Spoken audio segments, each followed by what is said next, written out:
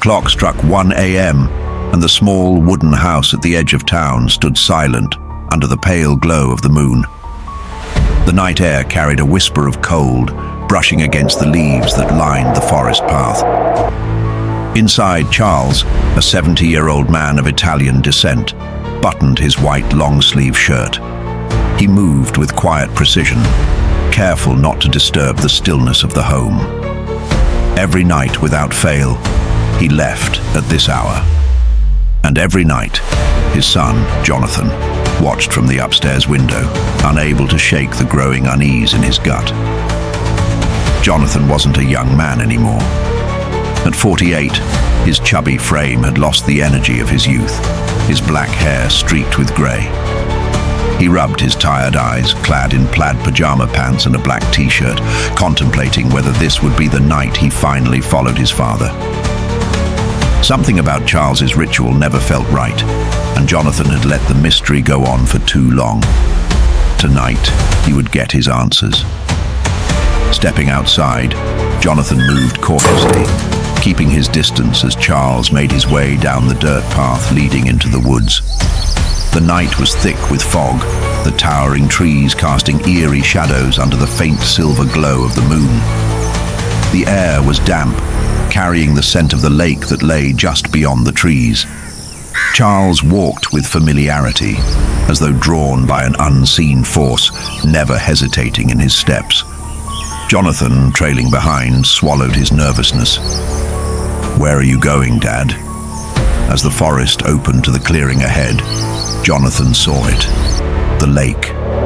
A private, untouched stretch of water, still as glass, reflecting the moon like a hidden gateway to another world. He had known about this lake all his life, yet he had never seen it the way it looked tonight. Mystical, inviting, and yet terrifyingly still. Then, movement. Something emerged from the water, singing an enchanted, eerie hymn. Anna. She was the most beautiful woman Jonathan had ever seen. Long, flowing black hair cascaded down her pale shoulders, glistening under the moonlight. Her features were delicate, almost unearthly, her skin smooth and untouched by time. She rose from the water, revealing her upper half, bare and perfect, save for the unnatural glow of her skin. And Charles was walking toward her. The woman reached for Charles, and without hesitation, he embraced her. The scene felt surreal, his father wrapped in the arms of this ethereal being. But something was wrong. Jonathan's eyes moved downward. Below her waist, where legs should have been, a long, iridescent mermaid's tail shimmered beneath the water's surface. Jonathan's stomach twisted. This wasn't just a woman. This was something else. A siren, a demonic, mythical creature. The embrace lingered, and Jonathan took a step closer, his pulse hammering. And then he saw them. Her eyes, once enchanting, darkened to a soulless, demonic black and red. Her mouth opened, and sharp fangs protruded from her perfect lips. Drool trickled from the corners of her mouth, and before Jonathan could react, there was small crunch sound. She sank her fangs deep into Charles's neck. Charles shuddered, his body trembling in her grip. His old hands clawed weakly at her arms, his breath hitching in agony. Jonathan froze, horror paralyzing his limbs. His father's body twitched, the life draining from his veins, his strength vanishing into her hungry mouth. She held him close, drinking deeply, her grip tightening as his legs began to give way. Then she pulled him under the water. The lake swallowed them whole. Charles was gone. "No, no!" Jonathan screamed as he ran toward the lake, his feet crashing against the muddy ground, lungs burning with terror. The water rippled violently, as if something beneath was thrashing, struggling. Then, the lake fell still. Jonathan dropped to his knees at the shore, his breath ragged. He was too late. His father was gone. Tears burned at the edges of his vision, grief clawing at his chest, fingers trembling when a hand emerged from the water. Jonathan gasped and yanked his arm back as the mermaid surfaced again, her black and red eyes deep into his soul. Her mouth, still dripping with his father's red liquid, curved into a smile. Jonathan was too stunned to move.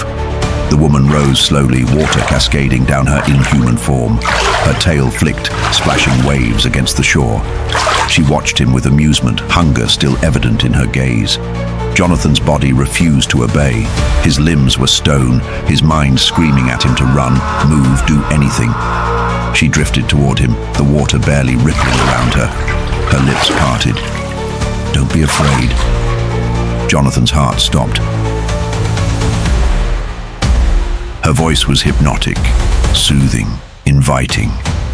It crawled into his mind, wrapping around his thoughts like vines. His breathing slowed. The pounding in his ears dimmed. The panic in his chest dissolved. She reached for him, and Jonathan, unable to fight it, leaned forward. Her arms wrapped around him, warm, soft, unyielding. Her breath tickled his ear, the scent of the lake filling his lungs.